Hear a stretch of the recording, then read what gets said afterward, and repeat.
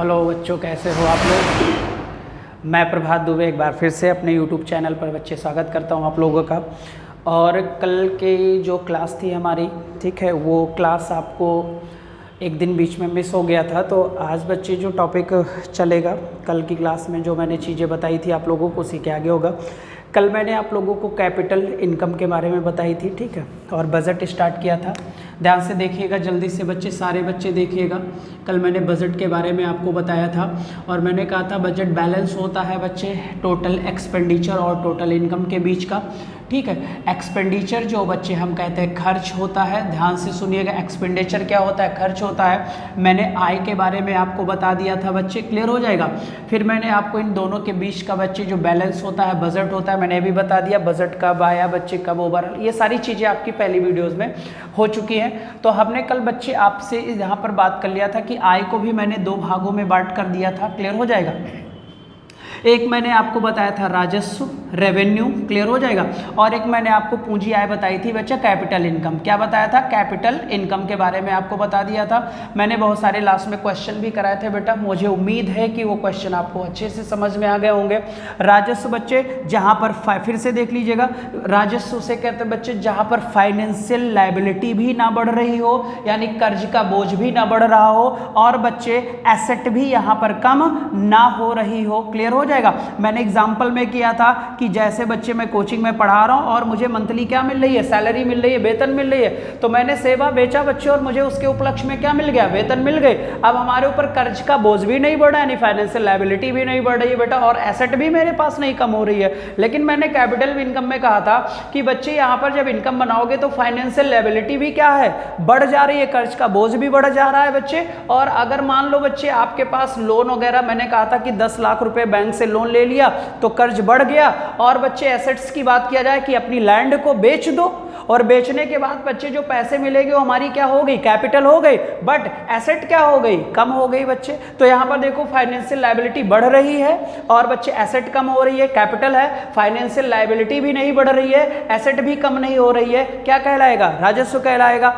मैंने क्वेश्चन दिया था बच्चे कि सरकार को फीस देना, अब सरकार को जो फीस मिल रही है तो बच्चे क्या फाइनेंशियल लायबिलिटी बढ़ रही है, नहीं बढ़ रही है बेटा, क्लियर हो जाएगा। तो सरकार से को जो हम फीस देते हैं बच्चे, सरकार को जो हम टैक्सेस देते हैं, वो हमारा सारा क्या है, राजस्व है। सरकार अपनी बिल्डिंग को अगर किराए पर देती है तो उससे होने वाली इनकम क्या कहलाएगी, राजस्व। और अगर सरकार बच्चे अपने सरकारी बिल्डिंग को सेल कर देती है, बेच देती है, तो बेचने पर भी बच्चे क्या मिलेगा, कैपिटल। लेकिन वहां पर देखो बिल्डिंग बेचने के बाद फाइनेंशियल लायबिलिटी तो नहीं बढ़ रही है, लेकिन एसेट क्या हो जा रही है, कम हो जा रही। यही एक थोड़ा सा डिफरेंट है बेटा यहाँ पर, या डिफरेंस बच्चे है, अलग पॉइंट है। मैंने कहा कि सरकार एक बिल्डिंग को किराए पर दे रही है और उससे बच्चे क्या कर रही है, इनकम, राजस्व। लेकिन सरकार अपनी बिल्डिंग को बेच दे रही है और बच्चे उसे जब बेचने के बाद जो उसे मूल्य मिलेगा क्या होगा, कैपिटल। लेकिन फाइनेंशियल लायबिलिटी यहां पर नहीं बढ़ रही है, सरकार पर बिल्डिंग बेचने पर कर्ज तो नहीं बढ़ रहा है, लेकिन उसकी एसेट क्या हो रही है, कम हो गई। वो बिल्डिंग, वो जगह, वो एरिया क्या हो गया, गवर्नमेंट के हाथ से चला गया बच्चे। इतना मैंने कल आप लोगों के बारे में बता दिया था, ठीक है। उसके बाद बच्चे मैंने बहुत सारे क्वेश्चंस कराए थे, जैसे चालान का कटना। जल्दी से क्वेश्चन, इस क्वेश्चन का आंसर बच्चे हमारे देंगे। चालान का कटना राजस्व है या कैपिटल है, पूंजी आय है। दूसरा क्वेश्चन मैं दे रहा हूं, आईएमएफ ने किसी को लोन दिया, आईएमएफ ने किसी को कर्ज दिया, बताओ क्वेश्चन में बच्चे इनबॉक्स में आंसर आना चाहिए सबका, राजस्व है कि पूंजी है, क्लियर हो जाएगा। फिर मैंने कहा बच्चे परिसंपत्तियों का कम होना, एसेट्स का कम होना, राजस्व है कि कैपिटल इनकम है। 3 क्वेश्चन मैंने दिया। मैंने कहा चालान का कटना, मैंने कहा आईएमएफ का लोन बेटा, क्लियर हो जाएगा। मैंने कहा परिसंपत्तियां, ठीक है। ये क्वेश्चंस करिए जल्दी और जल्दी से आंसर दीजिए सारे बच्चे। और मुझे उम्मीद है ये चीज़ें नई समझ में अगर आई होंगी बेटा, और अगर समझ में आ गया तो डन ज़रूर लिख दीजिएगा, और अगर समझ में नहीं आ रहा है और कहीं पर भी यहाँ पर दिक्कत है बेटा तो आप तुरंत हमसे पूछ लीजिएगा। फिर से 1 मिनट लगेगा। फाइनेंशियल लायबिलिटी ना घट रही है ना बढ़ रही है, कोई परिवर्तन नहीं हो रहा है। राजस्व, एसेट्स कम नहीं हो रही है, बढ़ नहीं रही है, क्या है? राजस्व है बच्चे। क्लियर? जैसे वेतन एग्जाम्पल लिया मैंने, क्लियर हो जाएगा। यहाँ पर क्या बताया? कैपिटल इनकम पूंजी, फाइनेंशियल लायबिलिटी भी बढ़ रही है, एसेट्स भी क्या हो रही है? कम हो रही है पूंजी। ठीक है, यहाँ तक तो डन कर लिया गया था। अब बात करते हैं बच्चे राजस्व की।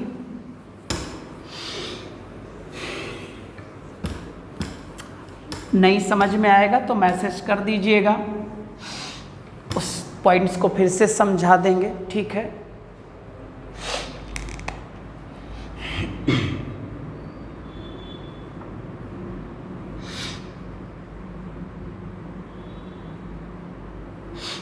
राजस्व, रेवेन्यू क्लियर हो जाएगा।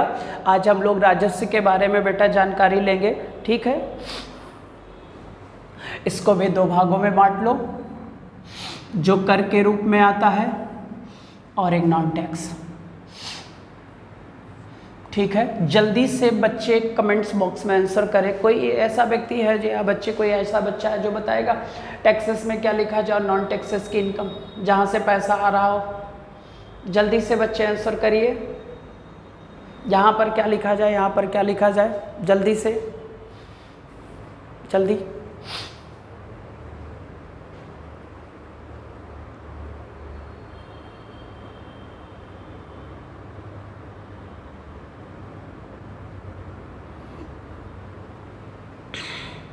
चलो इसको हम बाद में बात कर लेते हैं, पहले इसको बच्चे।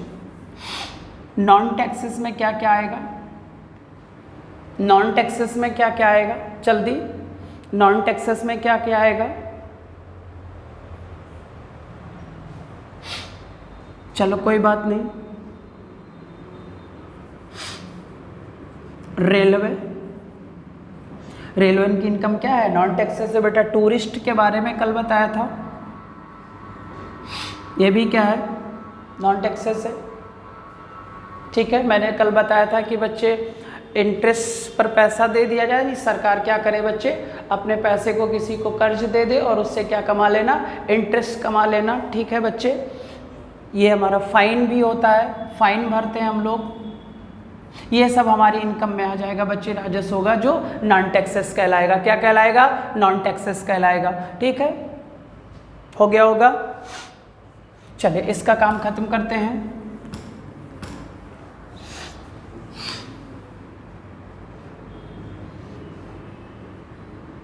डिवाइड इनटू 2 पार्ट, प्रत्यक्ष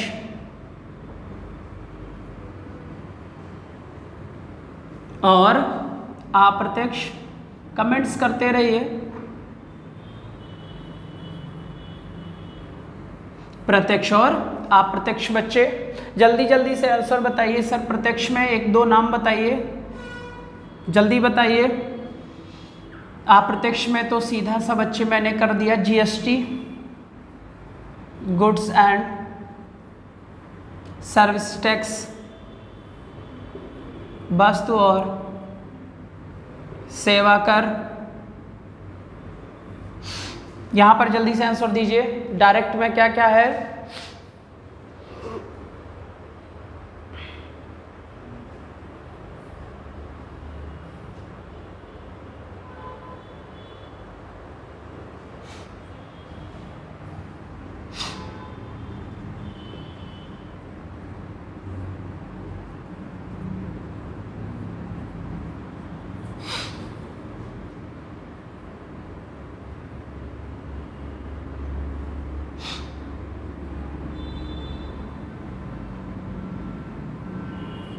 वेरी वेरी इंपॉर्टेंट है, 2 टैक्स हैं और बच्चे कमेंट्स करेंगे। चलिए अब हम लोग सबसे पहले बच्चे हम लोग अप्रत्यक्ष कर को जानेंगे कि अप्रत्यक्ष कर होता क्या है। क्लियर हो जाएगा।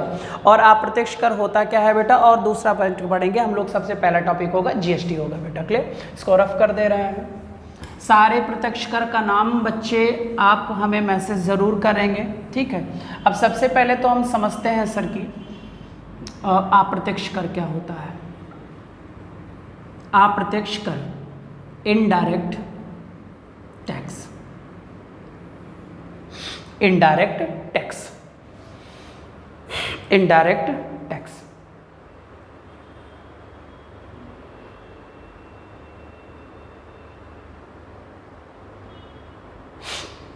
इनडायरेक्ट टैक्स, अब ध्यान से सुनना बच्चे।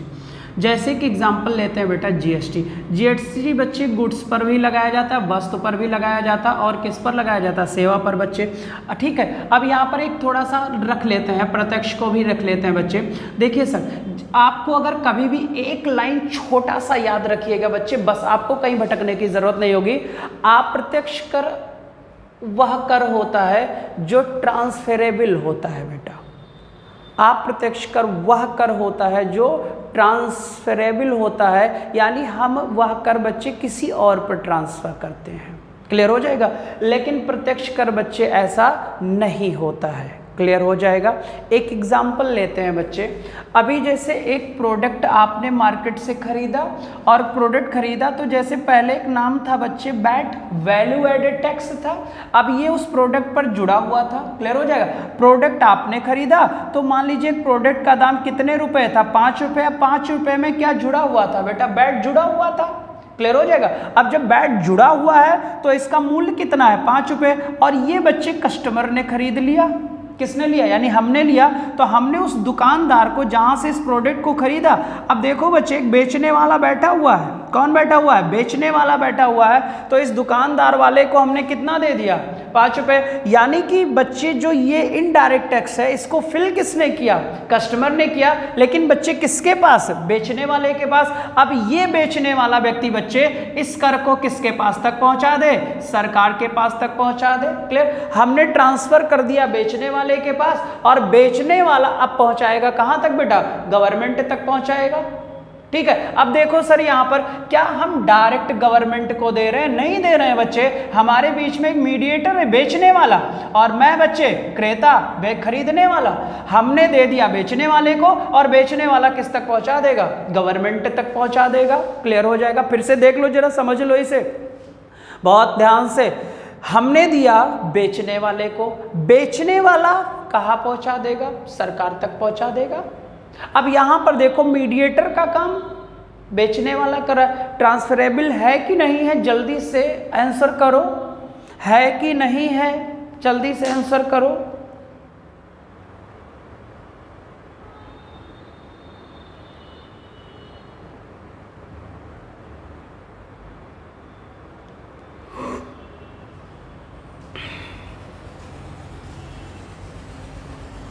अब ध्यान से देखो बच्चे,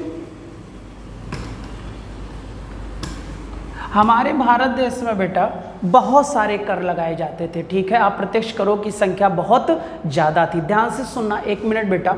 अब जैसे बच्चे एक कोई वस्तु 1 रुपये में बनकर तैयार हो गई, 1 रुपये में बनकर तैयार हो गई, स्टेट बच्चे टैक्स लग गया। क्लियर हो जाएगा। कुछ अप्रत्यक्ष कर सेंटर का लगा।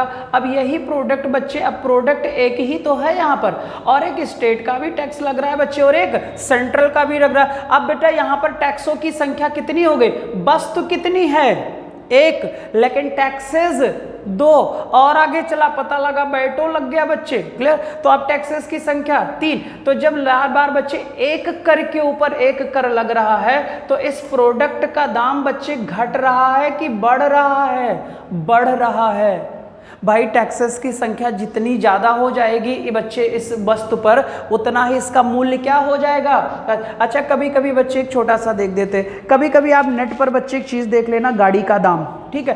पल्सर का दाम देख लेना। अब पल्सर दिल्ली प्राइस देखो, शोरूम प्राइस तो कुछ और दिखाता है, और अगर फैजाबाद प्राइस देखो कुछ और दिखाता है, लखनऊ प्राइस देखो कुछ और दिखाता है, एमपी देखो अलग, तमिलनाडु देखो अलग। क्लियर। अब एक चीज़ और भी बेटा, जहाँ पर वस्तु का प्रोडक्शन हो रहा है, वस्तु का क्या हो रहा है, प्रोडक्शन हो रहा है, और जहां पर हो रहा है वहीं पर वस्तु को अगर बच्चे बेच दिया जा रहा है, सेल कर दिया जा रहा है, क्या यहां पर बच्चे राज्य परिवर्तन हुआ? नहीं हुआ सर। तो यहां पर बच्चे फिर से समझिए इसको, जहां पर वस्तु बन रही है, जहां पर वस्तु बन रही है और उसी राज्य में वस्तु को बेच दिया जाए, तब बच्चे जब वस्तु बाहर नहीं जा रही है तो वहां पर टैक्सेस की संख्या बहुत ज्यादा नहीं होगी। और अगर वस्तु बच्चे महाराष्ट्र में बन रही है और उस वस्तु को यूपी तक आना है, तो आपको भी पता है बेटा कि जब यूपी में वस्तु आएगी तो आपको पता है सर कि परिवहन ट्रांसपोर्ट भी खर्चा आ गया, ठीक है। दूसरी चीज बच्चे, टैक्सेस की संख्या भी बढ़ गई, राज्य का राज्य में ही था तो कोई दिक्कत नहीं थी बच्चे, सीमा शुल्क वगैरह नहीं लगाया जाता था। लेकिन जब वस्तु किसी अन्य राज्य में गई तो आपको भी पता है बेटा, जब टैक्सेस की संख्या बढ़ जाएगी तो वस्तु का दाम भी क्या हो जाएगा, बढ़ जाएगा बेटा। और जब वस्तु का दाम बढ़ जाएगा सर, अब वस्तु एक ही है लेकिन अलग अलग जगहों पर वही एक वस्तु बेटा अलग अलग दामों पर हमें मिल रही है। फिर से सुनना बच्चे, जब टैक्सेस की संख्या वस्तु पर बढ़ जाएगी तो वही वस्तु बच्चे जहां बनी वहां सस्ती है सर, बट जब लॉन्ग डिस्टेंस तय किया तो फिर बच्चे टैक्सेस की संख्या बढ़ गई तो उस वस्तु का दाम भी क्या होगा, बढ़ जाएगा। इसीलिए सर एक वस्तु हमें बच्चे, एक ही वस्तु हमें अलग अलग जगहों पर क्या है, अलग अलग प्राइसेस पर मिलती है बच्चे। अब ये सब हमारे बच्चे डिसएडवांटेज थे, हमारी बच्चे कमियां थी, तो हमारी गवर्नमेंट ने कहा कि सर ऐसा करते हैं, क्यों ना इन करों के बोझ को हटा दिया जाए, करों के बोझ को क्या कर दिया जाए, हटा दिया जाए और वन नेशन वन टैक्स का प्रावधान कर दिया जाए। क्लियर हो जाएगा, कितने नेशन, एक नेशन और एक बच्चे देश और एक कर का प्रावधान कर दिया जाए। तो जितने भी लगभग 17 अप्रत्यक्ष कर थे बच्चे सेंट्रल गवर्नमेंट के 4 और बाकी राज्य के थे, तो सारे अप्रत्यक्ष करों को, जितने भी अप्रत्यक्ष कर थे उन सभी अप्रत्यक्ष करों को एक करके बेटा एक नया नाम दे दिया गया, जिसका नाम क्या था, जीएसटी था बेटा। क्लियर हो जाएगा। अब जीएसटी वैसे बच्चे अभी बात करते ही हैं, जीएसटी का full form goods and services tax हो गया बेटा, जीएसटी। क्लियर। अब यहां पर मैंने कहा सभी टैक्सों को क्या कर दिया गया, वन नेशन वन टैक्स का प्रावधान कर दिया गया। वन नेशन वन टैक्स, क्या नाम, जीएसटी। इसे लिख लीजिएगा कहीं पर, वन नेशन वन टैक्स।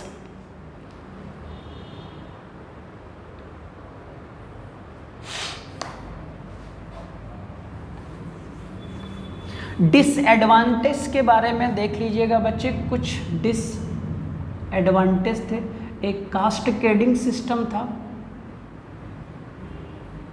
अब ये कास्ट केडिंग क्या होता है सर, कर पर, लिख लेना कहीं पर सर, कास्ट केडिंग सिस्टम होता है कर पर कर लगाना, कर पर कर लगाना। जल्दी से कहीं पर लिख लो बेटा, कास्ट केडिंग, कर पर कर लगाना। और जब कर पर कर लगा दिया जाता था तो वस्तु का बच्चे जो मूल्य होता था इन्फ्लेट कर जाता था। क्लियर हो जाएगा। कहीं वस्तु का दाम अलग मूल्य पर और बच्चे कहीं पर अलग, वस्तु की संख्या एक लेकिन उसके बच्चे मूल्य जो अलग अलग, हमें अलग अलग बाजारों में अलग अलग दाम पर मिल रहे थे। जैसे फॉर एग्जांपल ले ले बच्चे, ये मार्कर, ये हमें यहाँ अलग दाम पर मिल रहा था लेकिन वहाँ पर बच्चे पता लगा महाराष्ट्र में खरीदा तो इसका मूल्य कुछ अलग था बेटा। लिख देना कास्ट ट्रेडिंग थी, ये सबसे पहला डिसएडवांटेज था बेटा। क्लियर हो जाएगा। डिसएडवांटेज, समस्या, ये पहली समस्या थी, कास्केडिंग थी बेटा। यहां पर क्या लगाया जाता था, कर लगा दिया जाता था तो वस्तु का मूल्य बढ़ जाता था बेटा, अलग अलग बाजारों में अलग अलग मोड़ पर। जल्दी से कर लीजिएगा।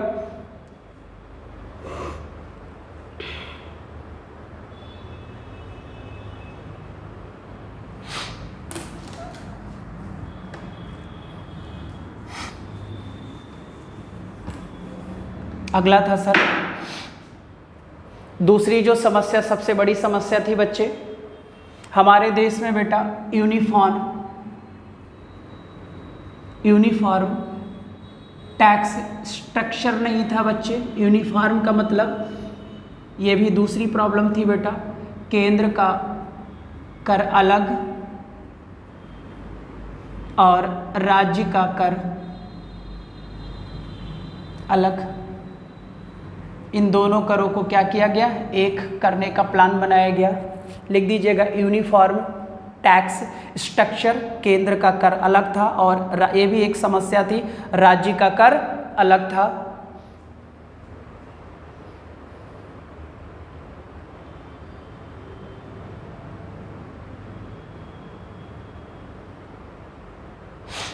हो गया बेटा। और इन्हीं दोनों प्रॉब्लम को सॉल्व करने के लिए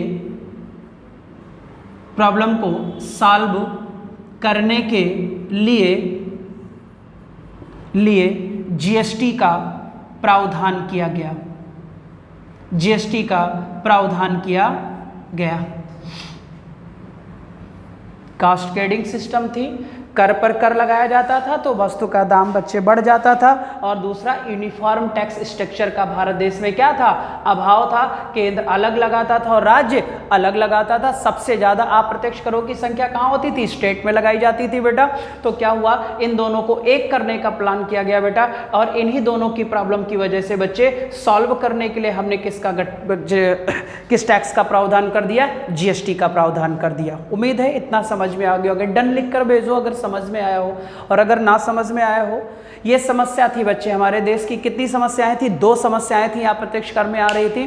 पहली थी बच्चा कास्केडिंग सिस्टम था, उसमें क्या होता था, एक टैक्स लगा था फिर उस पर एक टैक्स लगा दिया जाता था तो वस्तु का दाम क्या हो जाता था, बढ़ जाता था। और दूसरा बच्चे प्रॉब्लम थी यूनिफॉर्म टैक्स स्ट्रक्चर की। इसका अभाव था, केंद्र कर अलग लगाता था और राज्य कर अलग लगाता था। और इन दोनों प्रॉब्लम को सॉल्व करने के लिए हमने किसका प्रावधान कर दिया, जीएसटी का प्रावधान कर दिया। नोट कर लो जल्दी से, हेडिंग डालिए जीएसटी।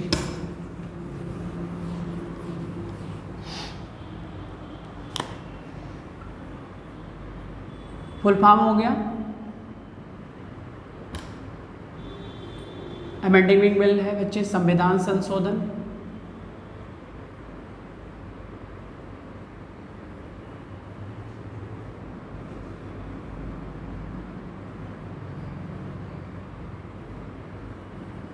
आर्टिकल है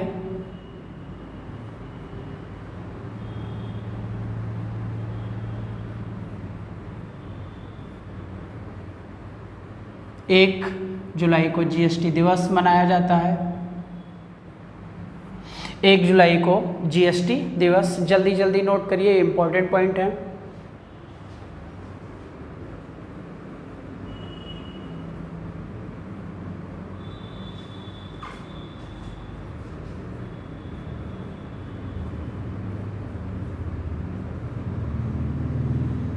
वन नेशन वन टैक्स,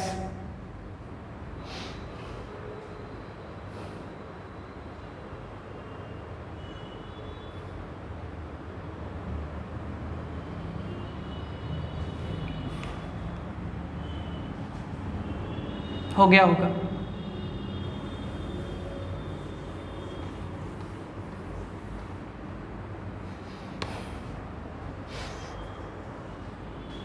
दो भागों में बांट लेते हैं बच्चे, intra state, inter state. Intra state और इंटर स्टेट दोनों जगह अलग अलग लिखिएगा सारे बच्चे, इंट्रा स्टेट और इंटर स्टेट, ठीक है। इंटर स्टेट अंतरराज्यीय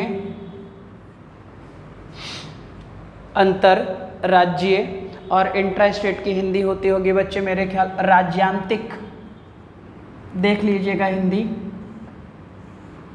राज्यांतिक, इंट्रा स्टेट और इंटर स्टेट।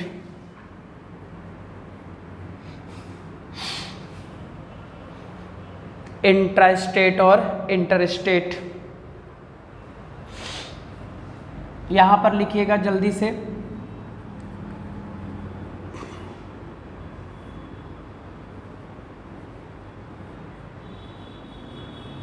खरीदने वाला प्लस बेचने वाला दोनों एक ही राज्य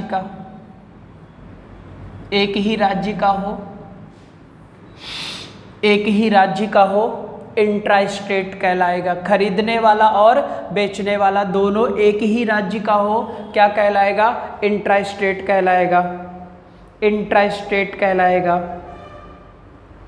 इंटर स्टेट में लिखिएगा खरीदने वाला और बेचने वाला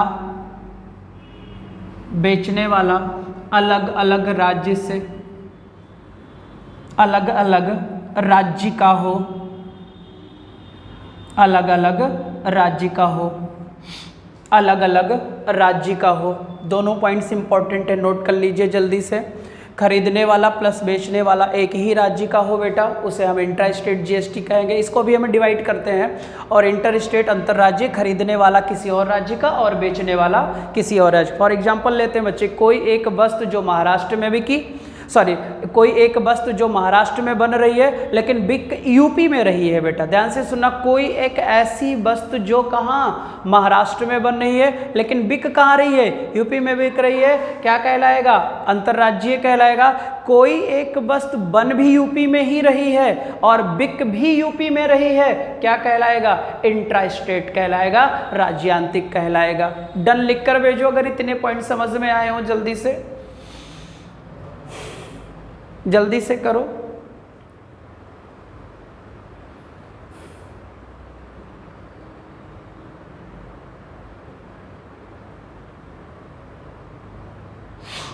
जल्दी से करो बेटा। फिर इसको हम डिवाइडेड करते हैं दो भागों में। अब एक नाम सुना होगा आप लोगों ने CGST और एक नाम सुना होगा SGST।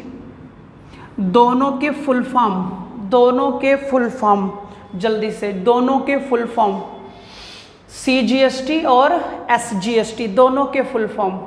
खरीदने वाला बेचने वाला दोनों किसने राज्य का? एक ही राज्य का होगा। और अंतर्राज्यीय खरीदने वाला और बेचने वाला अलग अलग। जल्दी से, दोनों के फुल फॉर्म।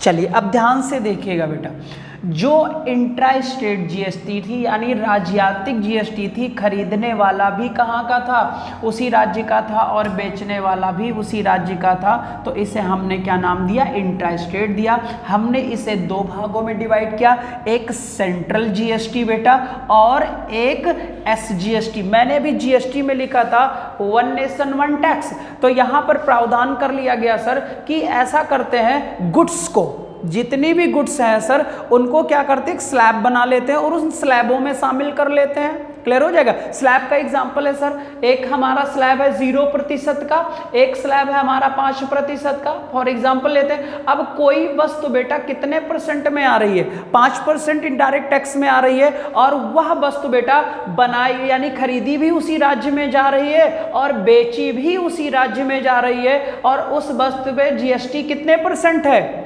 5% है। तो उसे हम 5% को कितने भागों में डिवाइड कर लेंगे? 2। यानी कि यहां पर जीएसटी टोटल आया उस प्रोडक्ट पर कितना? 5। तो 2.5% जीएसटी बच्चे आपका किसका हो जाएगा? सेंट्रल गवर्नमेंट का हो जाएगा। और 2.5% जीएसटी किसकी हो जाएगी? स्टेट गवर्नमेंट की हो जाएगी बेटा। ध्यान से फिर से सुना, मैंने कहा कि वस्तुओं का स्लैब बनाया गया, अभी मैं बताऊंगा 0%, 5%, 28%, 18%। बेटा क्लियर हो जाएगा? खरीदने वाला भी उसी राज्य का और बेचने वाला इंट्रा स्टेट बेटा। दो भागों में डिवाइड किया, सीजीएसटी और एसजीएसटी। टोटल वस्तु कोई मान लो गुड्स है, जैसे एक पेन है बच्चे, इस पर 5% है। क्लियर हो जाएगा? अब 5% है, इसी राज्य में बना, इसी राज्य में बिक भी रहा, तो इस पर जीएसटी कितनी आई? 5% आई। तो 5 में कहा भैया सेंट्रल वाले का कितना होगा? 2.5 होगा और आपका कितना होगा? 2.5 होगा। क्लियर हो जाएगा? अगर इतनी बात समझ में आ गई हो, डन करो जल्दी से, फिर वहां चलते हैं बेटा। जल्दी डन कर दो।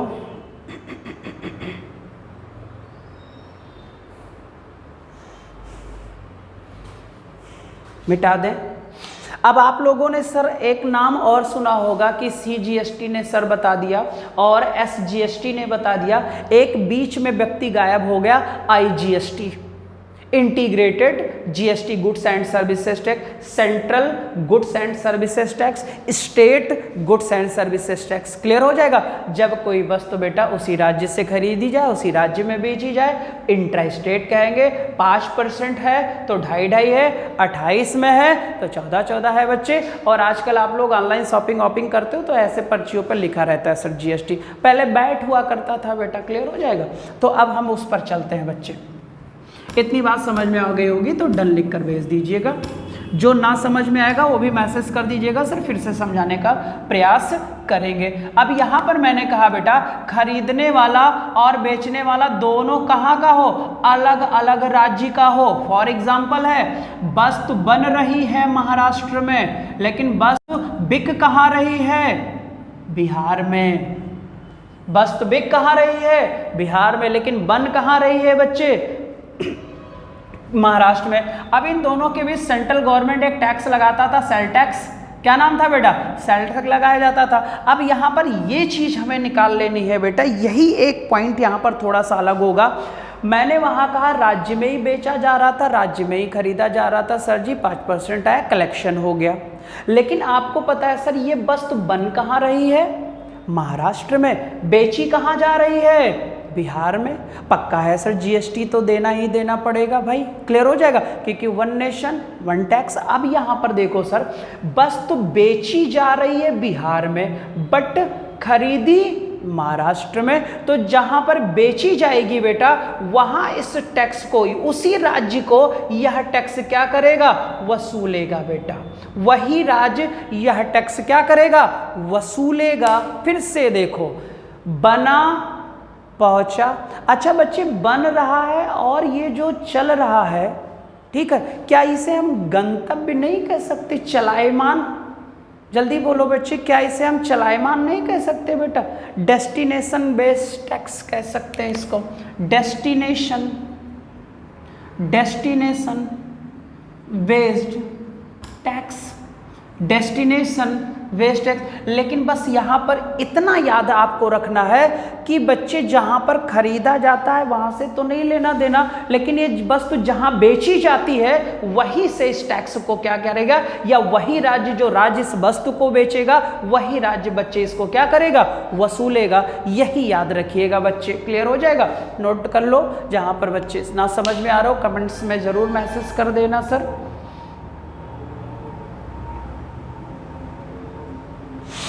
यानी मैं सीधा सा कह देता हूं, जिस राज्य में, एक छोटा सा पॉइंट बना देता हूं, जिस राज्य में वस्तु की सेलिंग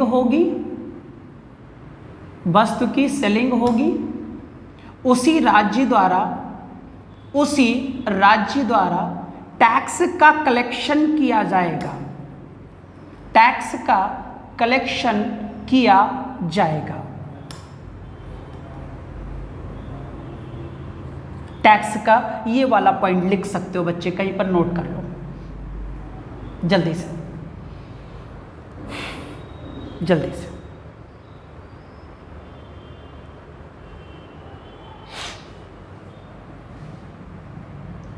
कर लिया होगा, ठीक है।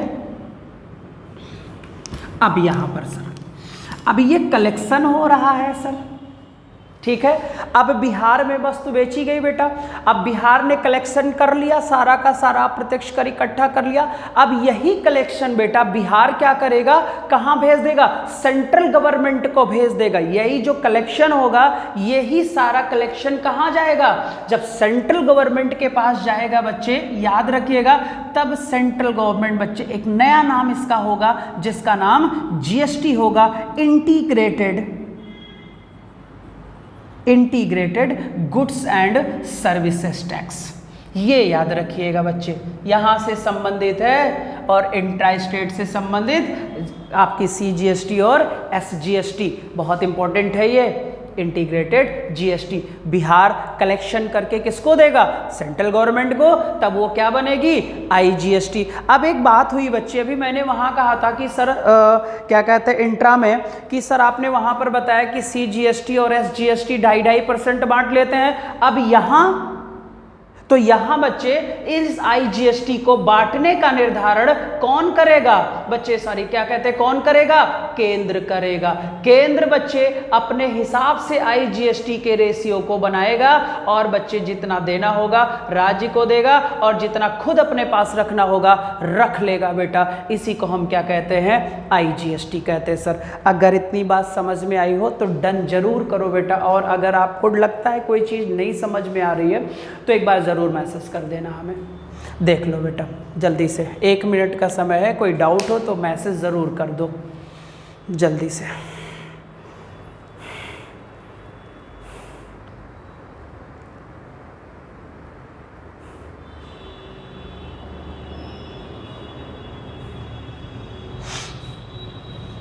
ठीक है।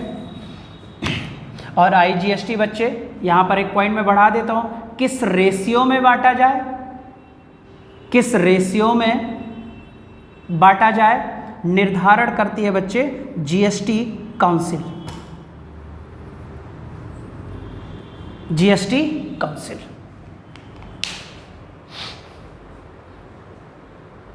GST council.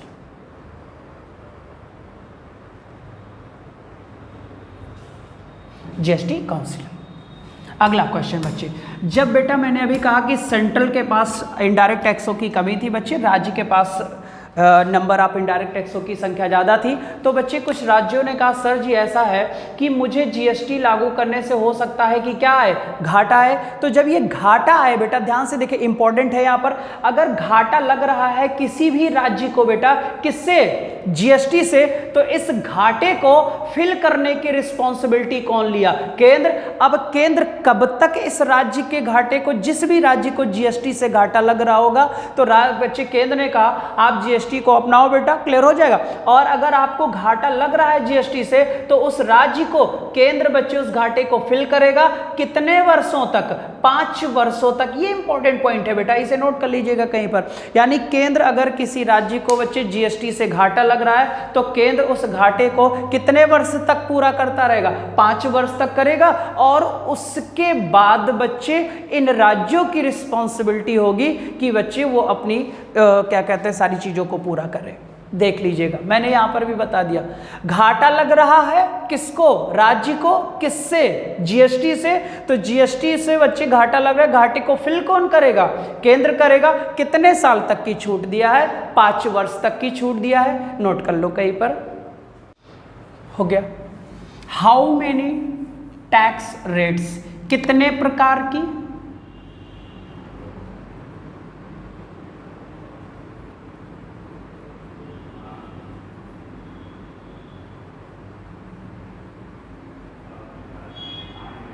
पाँच, 0%, 5%, 12%, 18% और 28। 0, 5, 12, 18 और 28।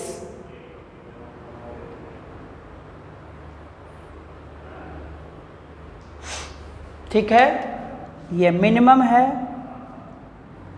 और ये मैक्सिमम है। जल्दी, ये मिनिमम है और ये मैक्सिमम है।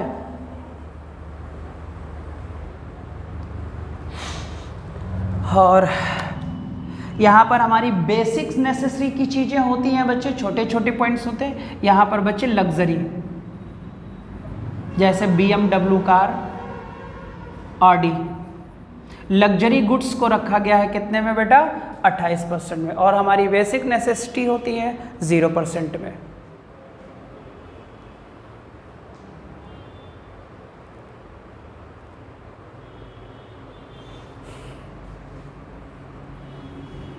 नोट कर लीजिए जल्दी।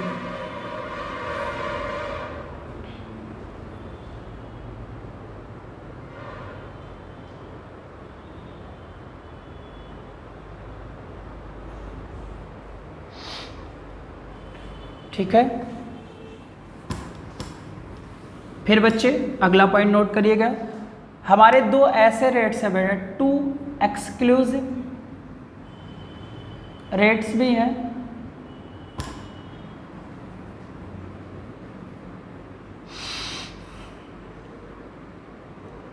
प्रेसियस मेटल्स,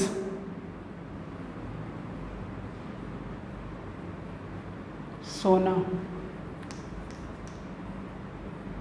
सोने पर 3%, टू एक्सक्लूसिव रेट्स भी है बेटा, हमें अलग से बनाया गया 3% का बनाया गया है, और इसमें रखा गया है प्रेसियस मेटल्स बच्चे, जैसे सोना,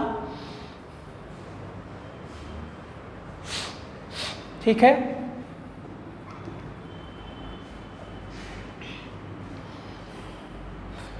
स्टोन की बात की गई है, जैसे डायमंड, पन्ना, पोखराज, मेट, स्टोन की बात की। ये दोनों पॉइंट्स जल्दी से, टू एक्सक्लूसिव रेट भी है, जल्दी नोट कर लीजिएगा। 4 ऐसे प्रोडक्ट है बच्चे जिसको जीएसटी में शामिल नहीं किया गया, जिसे जीएसटी में शामिल नहीं किया गया है। जल्दी बचाएं, कमेंट्स में बताएं बच्चे कि कौन कौन सा ऐसा बच्चे वस्तु है, प्रोडक्ट है जिसे हमने जीएसटी में शामिल नहीं किया है, जल्दी से बता दीजिए। 1 मिनट दे रहा हूँ, जल्दी से आंसर है कि कौन से ऐसे वस्तु हैं जो बच्चे जीएसटी के दायरे में नहीं रखे गए, उन्हें जीएसटी से बाहर रखा गया है, जल्दी बता दीजिए, कमेंट्स में कर दीजिए, जल्दी करिए, जल्दी करिए। सबसे बड़ा नाम आता है alcohol,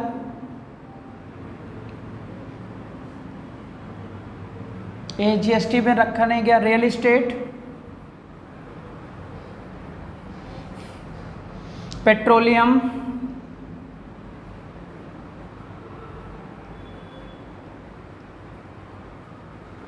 petroleum, alcohol, real estate, petroleum,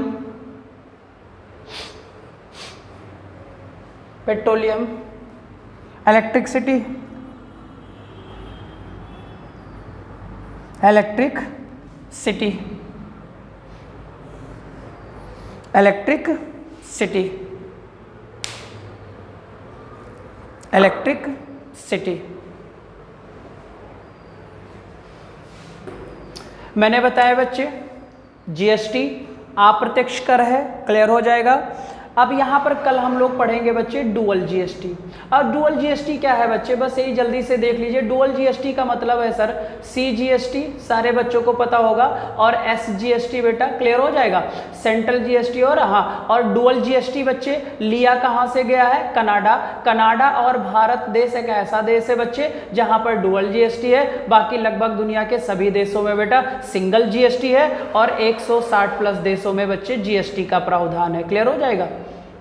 और अगर पूछा जाए कि सर सबसे पहले जीएसटी कहाँ लागू हुई, तो सर्वप्रथम जीएसटी बेटा आपके फ्रांस में लागू हुई थी। कहाँ लागू हुई थी बेटा, फ्रांस में। लेकिन भारत की जो जीएसटी है वो कहाँ से ली गई है, कनाडा के समान है बेटा। और कनाडा और भारत में जो जीएसटी है वो क्या है, डुअल जीएसटी बेटा, सेंट्रल अलग और स्टेट अलग। और ये किस जीएसटी में रखा जाता है, तो इंट्रा स्टेट जीएसटी में रखा जाता है। वह वस्तु जिस राज्य में बनी हो, खरीदी गई हो, उसी राज्य में बेची जा रही हो, इंट्रा स्टेट जीएसटी में रखा जाएगा बच्चे, क्लियर हो जाएगा। फिर सेंट्रल और राज्य अपना बच्चे आधे आधे रेशियो में उस टैक्स को क्या कर लेते हैं, बांट लेते हैं बेटा। कोई एक ऐसी वस्तु जो डेस्टिनेशन बच्चे बेस्ड टैक्स हो हमारा, या गंतव्य हो, यहाँ से वस्तु बन रही है वहाँ बेची जा रही है, तो जहाँ सेल हो रहा है पैसे का कलेक्शन वो करेगा, उठाकर सेंट्रल गवर्नमेंट को भेजेगा। सेंट्रल गवर्नमेंट बेटा जो उसकी जीएसटी काउंसिल है वो एक रेशियो निर्धारित करेगी, वो फिक्स नहीं होता है बेटा। उस रेशियो के तहत बच्चे राज्यों को उनका हिस्सा भेज दिया जाता है। अगर पूछा जाए बच्चे कि किसी भी राज्य को अगर सर जीएसटी से घाटा लग रहा है, तो जीएसटी को अगर घाटा लग रहा है बच्चे राज्य को जीएसटी से, तो 5 साल तक केंद्र सरकार उस घाटे को क्या करेगी, फिल करती रहेगी बच्चे, क्लियर हो जाएगा। ये मैंने जीएसटी में आप लोगों को बताया। 4 ऐसे प्रोडक्ट जो जीएसटी में नहीं है बेटा। 5 बच्चे हमारे जीएसटी रेट्स थे 0%। अब ये मत कह लेना सर 0% है तो फ्री है, नहीं बेटा, उसे 0% में रखा गया है। और जो फ्री हैं जिनका कोई मतलब नहीं है जीएसटी से, वो ये चार है, अल्कोहल, रियल एस्टेट, पेट्रोलियम और इलेक्ट्रिक सिटी बेटा। क्लियर हो जाए। दो एक्सक्लूसिव रेट भी मैंने बताया 0.25 और 3%। 3% में हमारे लिए बच्चे क्या रखा गया, सोना, हमारे प्रेसिशियस जो बच्चे आइटम होते हैं, और मैंने स्टोन के बारे में बता दिया, पत्थर, मूंगा का नाम सुना होगा, पोखराज सुना होगा, डायमंड का नाम सुना होगा, इनको रखा गया है बच्चे किसमें, 0.25% में रखा गया है। ठीक है, ये हमारी जीएसटी की रेट्स थी बच्चे।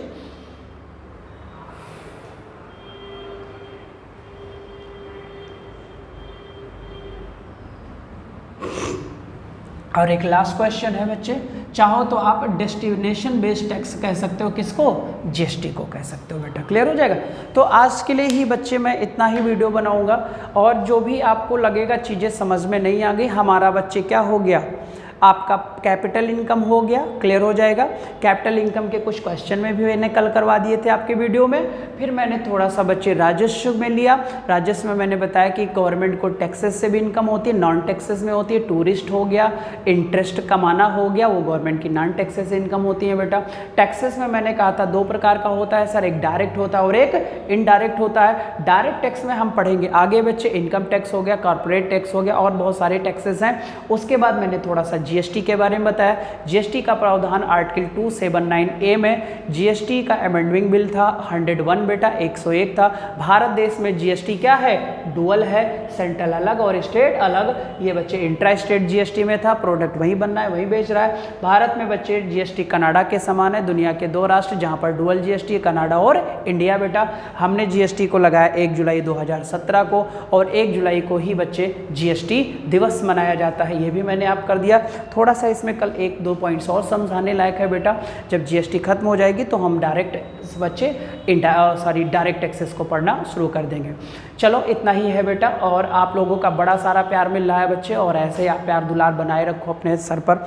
और बच्चे चलो आप लोग मेहनत करते रहो, और आप, मुझे उम्मीद है इन्वेंशन और इनोवेशन वाले बहुत ही अच्छे होंगे, और जल्द ही हम लोग बच्चे आपसे ऑफलाइन ज़रूर मुलाकात करेंगे। ठीक है, चलो बच्चे, ठीक है, और आप लोग मेहनत करते रहो। Bye bye, take care.